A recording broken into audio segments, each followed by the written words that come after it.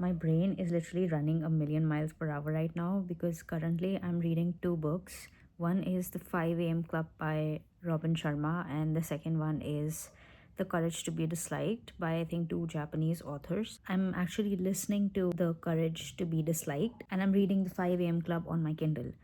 And it's just so crazy because most of the insights in both the books are just so similar, and it just goes to show that achieving greatness is not hard at all. In fact, every single person who is at that level has done the same things in their own ways with some minor tweaks in their approach, but pretty much the same. I would say 95% the same. But I'm just realizing that it really is so easy if you think about it. It's just that all you have to do is just have extremely undivided attention and be obsessed. I think that's what I've taken away from both of these books. I mean, I'm not even halfway through both of them. I'm on chapter 10 in The Courage to Be Disliked, and I am a few hundred pages in the 5 a.m. Club.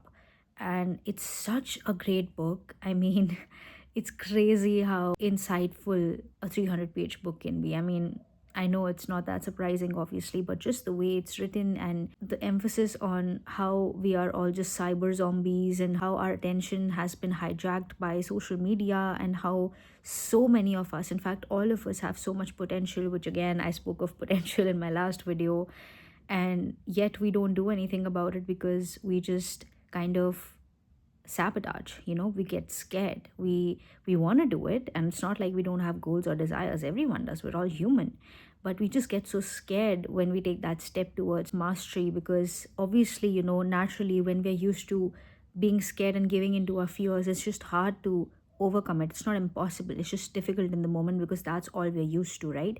But that's when you become aware of it. I think in the 5 a.m. Club, the author has emphasized a lot on the fact that once you have the awareness that, oh, this is happening, that is how you kind of pivot. It's like you're at a crossroads when you notice that, oh, okay, this the same thing's happening, I'm about to break the loop. I have a choice. I'm at a crossroads. I can either go the same way that I've been going, or I can choose this path. It's very uncomfortable, it's very uncertain. Obviously, I've never been on it, but I also know that the more I do it, the faster I'll get used to it. So it's pretty much the same thing that I've been talking about regarding even Atomic Habits by James Clear. I feel like truly our human experience is just so interconnected, and every person that I minutely look up to, even if I would feel like, yeah, this author's books are worth reading, they all have said the same thing, as I mentioned, just in their own ways. It truly is that simple. I feel like as humans, we have this tendency to kind of overcomplicate stuff because I think it's just easier for us to justify our victimhood, because it's like, oh, but I can't do it. I really can't. It's difficult. It's this and it's that. But it is difficult. It is difficult. No one ever said that it's not. But the thing is, the paradox, the irony is that the only way to achieve that, and the only way to even gain the evidence or the proof that, oh, it can work for me and that I'm not some exception, that it'll never work for me or something like that, the only way to ever know that is to literally do it. That's like the philosophy of life. We have these questions like, what if it doesn't work out? What if it doesn't work out for me? And what if it is about to work out for me, but it doesn't? Life is all about finding that out. No one knows if it's going to work out for you. No one knows if you are actually the exception. I don't know if I really am the exception, not in terms of greatness, but in terms of bad luck, let's say. What if every person deserves it, but I don't? How will I get to know that? And if my perception is different, let's say I want to be great, right? I want to be the best. How will I ever know if I'm the best if I don't do it? That's literally the very reason to live. You have a question, you do the things to answer that question.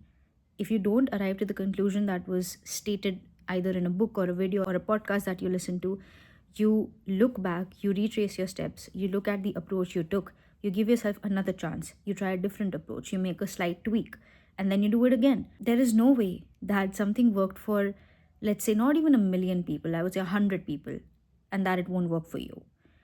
This is what I believe, because it's not a coincidence. I mean, I don't believe in coincidences. I feel like everything is connected, and that's just how it is. Like, I don't believe in like astrology and moons and stars and all of that, but I do feel that everything is connected because life is a mirror.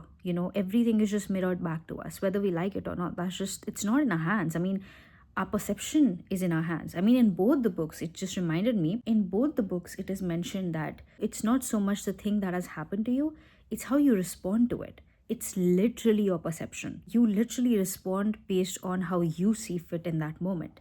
And if you choose to respond the same way over and over again, that literally becomes your identity.